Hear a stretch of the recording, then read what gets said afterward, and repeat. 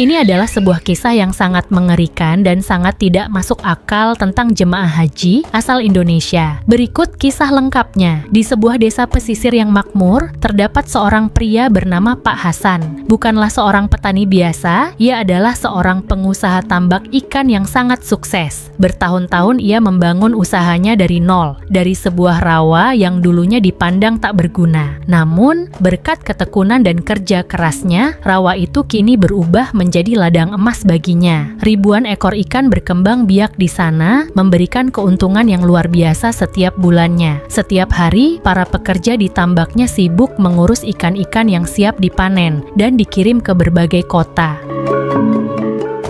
Namun, lebih dari sekadar kaya, Pak Hasan adalah sosok yang sangat dihormati oleh seluruh warga desa. Ia dikenal sebagai pria yang disiplin, tegas, dan pantang menyerah dalam menjalani hidup. Ia selalu percaya bahwa tidak ada keberhasilan tanpa perjuangan. Prinsip hidupnya inilah yang membuatnya menjadi inspirasi bagi banyak orang, terutama para pemuda desa yang ingin mengikuti jejaknya. Tak sedikit orang datang kepadanya untuk meminta nasihat tentang usaha, dan Pak Hasan dengan senang hati selalu berbagi pengalaman dan ilmunya. Selain sebagai sosok yang dihormati karena keberhasilannya, Pak Hasan juga dikenal sebagai seorang dermawan. Ia tidak pernah ragu untuk membantu mereka yang membutuhkan. Ketika ada warga desa yang mengalami kesulitan ekonomi, ia seringkali turun tangan memberikan bantuan. Ia juga membangun masjid di desanya. Kedermawanannya membuat namanya semakin dikenal, bukan hanya di desanya, tetapi juga di desa-desa sekitar. Banyak yang merasa bahwa Pak Hasan adalah seorang pemimpin sejati, seseorang yang tak hanya sukses untuk dirinya sendiri, tetapi juga bagi orang lain.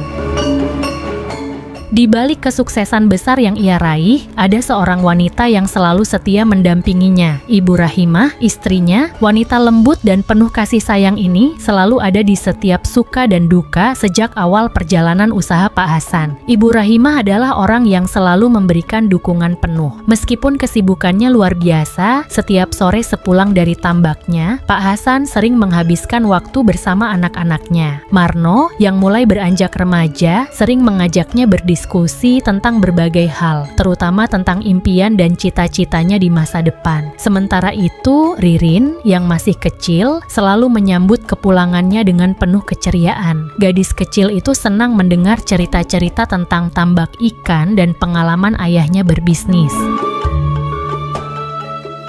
Namun, di balik kesuksesan yang luar biasa itu, ada sesuatu yang mengganggu pikiran Pak Hasan. Ia mulai bertanya-tanya untuk apa semua ini. Mengapa ia merasakan kekosongan meskipun telah mencapai segala yang diimpikannya. Ia menutup matanya, mengingat kejadian bertahun-tahun lalu yang selalu ia tutupi. Ia pernah melakukan sesuatu yang sangat kejam. Hari keberangkatan itu akhirnya tiba. Pak Hasan dan Ibu Rahimah berangkat menuju bandara, diiringi oleh doa dan harapan dari seluruh warga desa. Mereka merasa begitu dicintai dan dihormati, dan dalam hati kecilnya, Pak Hasan merasa ada secercah ketenangan yang mulai menyelimuti jiwanya. Ia berharap perjalanan ini akan menjadi titik balik dalam hidupnya, membawa kedamaian yang selama ini ia cari.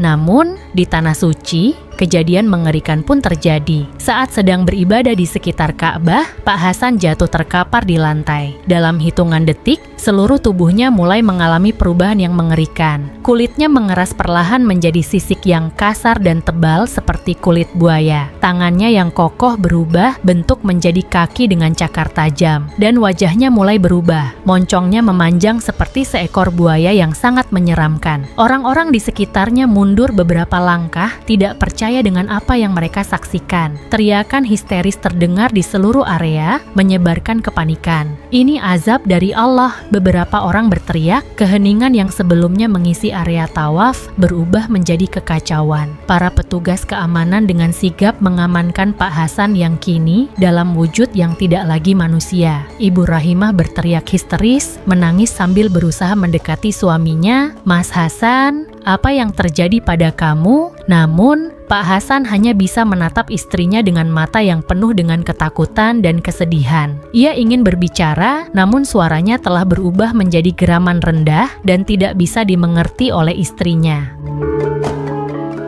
Beberapa petugas membawa tubuh Pak Hasan yang kini setengah reptil ke ruang medis yang tersedia di sekitar Masjidil Haram. Di ruang medis, suasana terasa begitu tegang. Para dokter dan petugas medis berusaha mencari tahu apa yang sebenarnya terjadi. Namun, tidak ada yang bisa menjelaskan fenomena ini dengan logika medis. Pak Hasan hanya bisa merintih dalam wujudnya yang mengerikan, air matanya menetes meskipun ia sudah bukan lagi manusia seutuhnya. Seorang dokter yang sudah lama bekerja di sana akhirnya berbicara. Ini bukan kejadian pertama yang terjadi di Tanah Suci. Ada banyak kisah tentang orang-orang yang mendapat balasan dari Allah karena dosa-dosa besar yang pernah mereka lakukan.